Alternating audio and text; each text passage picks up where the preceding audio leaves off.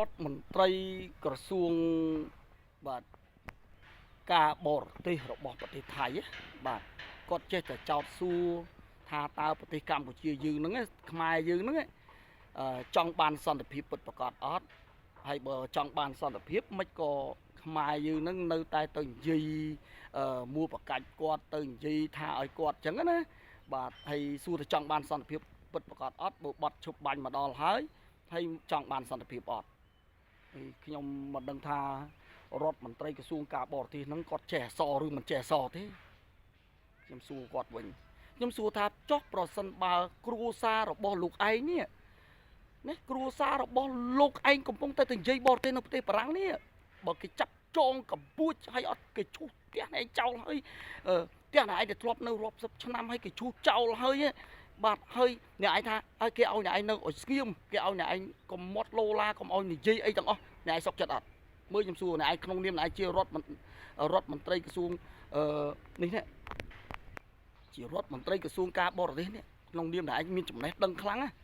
អ្នកឯងឲ្យប្រទេសខ្មែររក្សាភាពស្ងប់ស្ងាត់នៅក្នុងបទឈប់បាញ់ហ្នឹងកុំឲ្យស្ងប់ស្ងាត់តែអ្នកឯងទៅហ៊ានរបស់អ្នកឯងឬក៏តបរបស់អ្នកឯងឬក៏ប្រជាជនរបស់អ្នកឯងឬក៏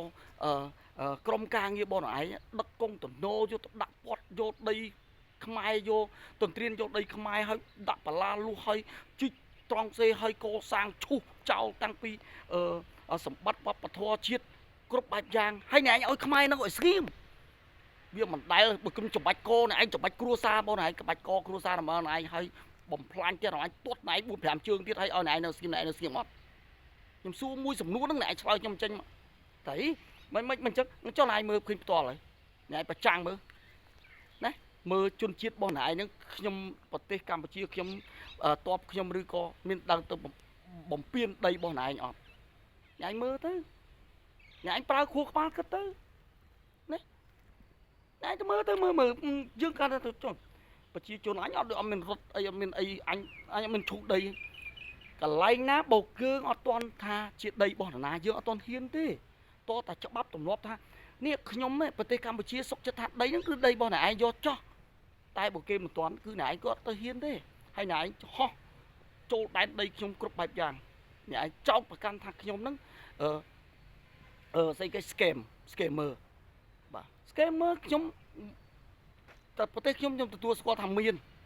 ប្រទេសលោកឯងក៏មានដូចគ្នាដែរតែប្រទេសខ្ញុំគឺមានឆន្ទៈនៅក្នុងការបោសសម្អាត scammer អ្នកឯងឃើញទេមករយៈចាប់តិចតែអ្នកឯងគឺជាមេលើនឹងទៀតតែបិទបាត់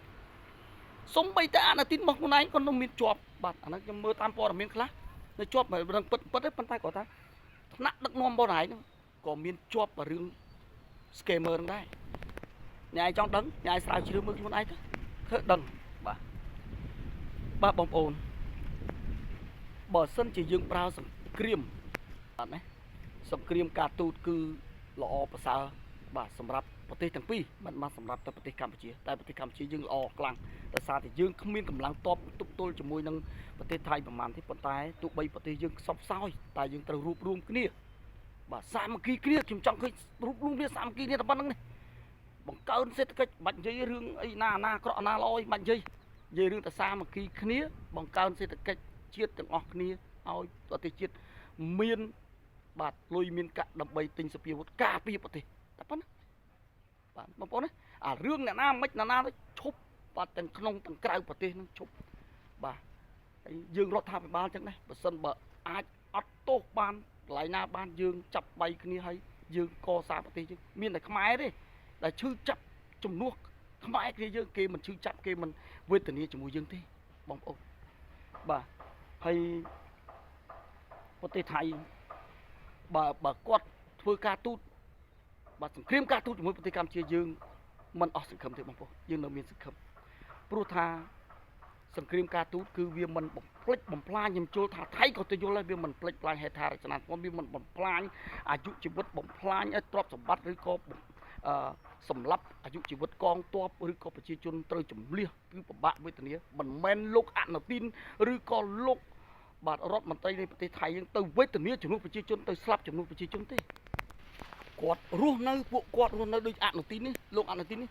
គាត់រស់នៅដូចពូកសនុកទទួលបាទតែកងទ័ពរបស់គាត់ ត្រូវពាក់លីជីវិតដើម្បីការពារតំណែងរបស់គាត់ដែលរស់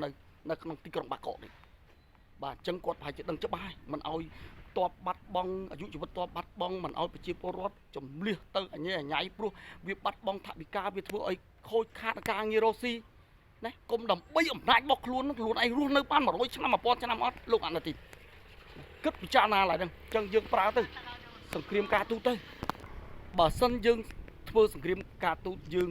តំណាក់តំណងតាមច្បាប់ ICJ ICC ឬក៏អង្គការសហប្រជាជាតិបាត់តុលាការផ្សេងយើងប្រើច្បាប់ណាវាបានទៅលើដីនឹងបានទៅលើអ្នកណាឬក៏ណាចូលអត់បញ្ហាទេយើងអត់មានសម្លាប់ប្រជាជនយើងអត់មានបំផ្លាញហេដ្ឋារចនាសម្ព័ន្ធរៀងខ្លួនបាទខ្ញុំសប្បាយចិត្តបាទបងប្អូនបាទថ្ងៃនេះបងប្អូនគឺខ្ញុំមានការនិយាយអំពីប្រទេសកម្ពុជាប៉ុណ្ណឹងហើយខ្ញុំបន្ថែមនៅបាទការចែកម្លែកខ្ញុំពីព័ត៌មានអន្តរជាតិតិចគឺបាទប្រទេសចិនបងប្អូនប្រទេសចិនគឺត្រូវបានអាមេរិករកឃើញថាមានការពាក់ព័ន្ធទៅនឹងការធ្វើ account បោកប្រាស់ Chat GPT គឺទៅវាយប្រហារទៅលើមេដឹកនាំរបស់ជប៉ុនដែលជាប់ឆ្នោតគឺអ្នកស្រីតាកាជីដែលគាត់ជាប់ឆ្នោតភ្លុកទឹកភ្លុកដីដែលជាស្ត្រីខ្លាំងដែលហ៊ានបរិយាយដែលហ៊ានបន្ទុះសារាយដែលហ៊ានទប់ទល់ជាមួយនឹងមហាយៈចិនបាទគឺអ្នកស្រីតាកាជីនេះបាទថាវាយប្រហារឲ្យគាត់បាក់មុខបាក់មាត់បាទធ្វើសង្គ្រាមតាមគេហៅថាសង្គ្រាមដោយតាមរយៈបាទChatGPT ទៅលើ account បាទ Instagram ឬក៏ account Facebook ឬក៏ account ពាក់ព័ន្ធទៅនឹងបាទខាង social media បងប្អូនគឺបំផ្លាញនៅមុខមាត់របស់គាត់នៅលើឆាកអន្តរជាតិបាទគឺpollution បាទគេថា pollution បាទដែលធ្វើ account คล้ายៗអញ្ចឹងទៅបាទប៉ុន្តែព័ត៌មានហ្នឹងគឺបងប្អូនខ្ញុំឮតាមសារព័ត៌មានផ្សេងៗដែរតែបងប្អូនឆែកមួយសារទៀតខ្ញុំមិនដឹងថាជាការពិតឬមិនពិតទេហើយប្រទេសថៃនេះឯងដែលបានបន្ទាប់ពីការធ្វើសមយុទ្ធបាទ10ប្រទេសបាទដូចជាប្រទេសកូរ៉េខាងត្បូងក៏ចូលរួមដែរហើយបន្ទាប់មកអាមេរិកក៏ផ្ដល់ឲ្យគាត់នៅរក្រោះចំនួន17រក្រោះវាធម្មតាទេបងប្អូនប្រជាពលរដ្ឋមិនបាច់ចាំទៅស្អីគេបាទអន់ចិត្តថាមិនអាមេរិកទៅឲ្យប្រទេសចឹងវិញអីមិនឲ្យប្រទេសយើងឬឲ្យប្រទេសថៃអីការពារមិនមែនទេប្រទេសយើងធ្វើសមយុទ្ធជាមួយអាមេរិកក៏គេឲ្យដែរឲ្យតិចតួចចឹងណាយើងមិនសូវបានផ្សព្វផ្សាយចឹងណាហើយធ្វើមួយចិនក៏ចិនឲ្យដែរបងប្អូនណាអញ្ចឹងវាជារឿងធម្មតាទេមកពីមុនមកយើងតំណាក់តំណងមួយចិនច្រើនមហាមិត្តច្រើនពេកយើង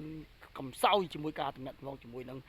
ប្រទេសអាមេរិកដូច្នេះអាមេរិកវាអត់គាត់អត់សូវឲ្យយើងអញ្ចឹងណាបាទអញ្ចឹងវាជារឿងធម្មតាទេបងប្អូនហើយយើងសំខាន់គឺយើងទាំងអស់គ្នារួបរวมគ្នាខ្លាំងបង្កើនសេដ្ឋកិច្ចបង្កើនបាទយោធាឲ្យបានខ្លាំងគឺយើងបាទទៅរួចហើយយើងអាចទប់ទល់ដែនដីយើងបានហើយបងប្អូនបាទអរគុណច្រើនបងប្អូនបាទកុំភ្លេចជួយ Subscribe ផងបងប្អូនបាទអរគុណ